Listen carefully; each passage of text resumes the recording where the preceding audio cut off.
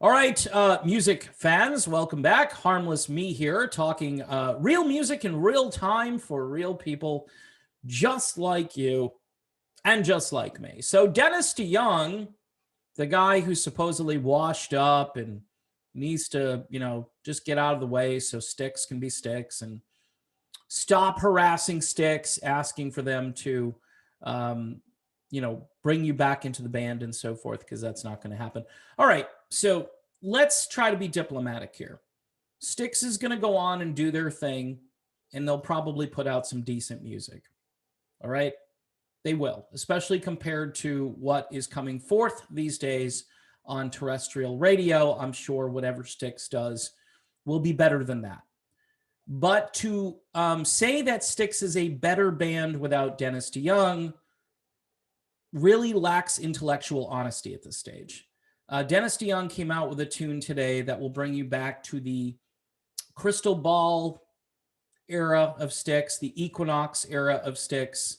It's called Isle of Misanthrope. I had to look up what a misanthrope is, and I found out that I might be one of them. And I might be on that island with Dennis. The ending isn't good. No matter how you look at this, this is a world that's gone completely mad and crazy. And Dennis DeYoung is, he's doing a little documentation at the end of his career. This will be his last album. It's going to be called 26 East Volume 2. And the tune clocks in at 6 minutes. It's got all of that old school progressive Styx stuff that used to happen. And for those who just think Dennis is a crooner, a balladeer, Liza Minnelli's best friend, whatever, the married guy who isn't really a rock star, he's just some dude from Chicago. Okay, I could hang out with Dennis DeYoung. I know it. So, his manager needs to give me a call, all right? So we can finally chat about all these things and how Dennis is basically putting the exclamation point on the end of his career. That's what he's doing here. It is absolutely amazing how he's still able to come up with all of these great parts, all of these progressive things that happen in this particular song. He's got Jim Peterick, who, if you're going to hang out with somebody, you might as well hang out with one of the best musicians in the rock era, a guy who co-wrote Hold On Loosely and Eye of the Tiger. Like I tell people, if people don't like me, I can say, well, Jim Peterick said I know what I'm talking about. So that's it. That's it. You think I'm stupid. Jim Peterick doesn't. So I'm good. All right. Dennis DeYoung is a brilliant musician. You don't have to like him. You don't have to like Styx with him, but Styx is better with Dennis DeYoung than without Dennis DeYoung.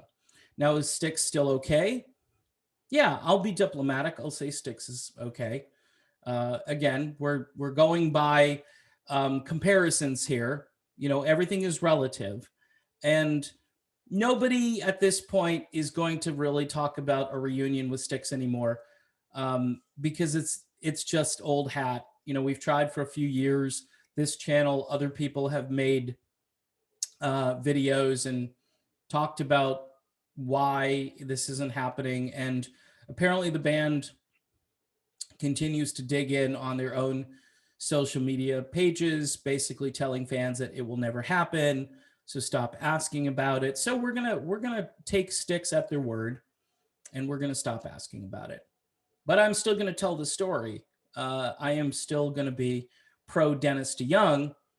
And someday when Dennis can't perform anymore, or when these other guys can't perform anymore, I guarantee you there will be regret. There will be a time when these guys say, we missed an opportunity.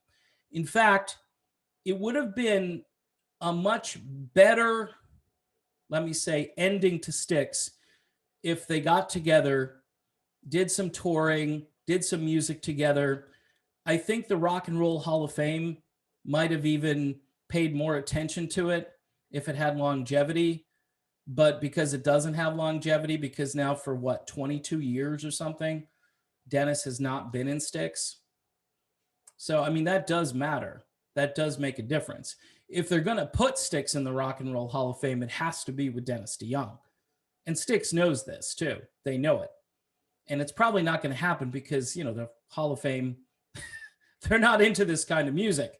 Prog rock, pop, you know, stuff that did well on the charts, both on rock stations and top 40. Nah, that's not what we want in the Hall of Fame.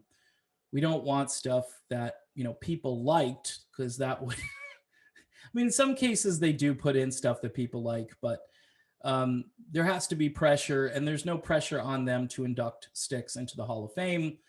Anyway, Isle of Misanthrope, it is out. It is really good. Go listen to it. For you naysayers, for you people who say this is going to be a big snoozer and nobody's going to care, well, there are people who care.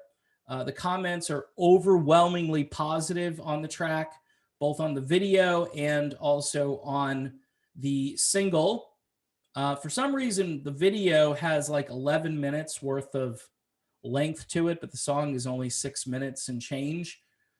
For a minute, I thought an 11-minute track, wow, that's crazy. But the 6-minute track, plus, I'm sure you're going to enjoy it. We're all stuck on the Isle of Misanthrope together. And Dennis, not only is he a decent musician, but he apparently is a prophet as well. So good for him.